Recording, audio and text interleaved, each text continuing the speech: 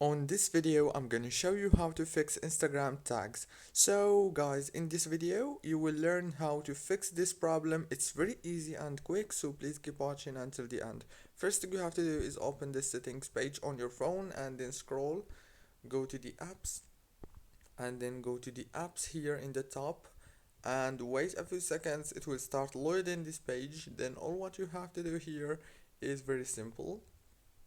Just scroll until you find Instagram and click on it.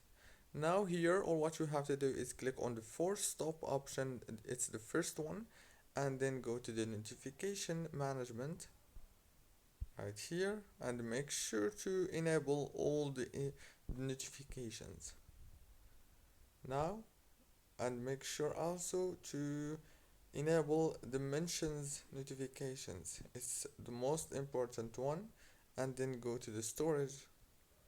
Click on clear data and clear cache.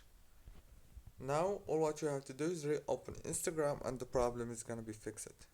See you in the next video and don't forget to subscribe to the channel and see you later.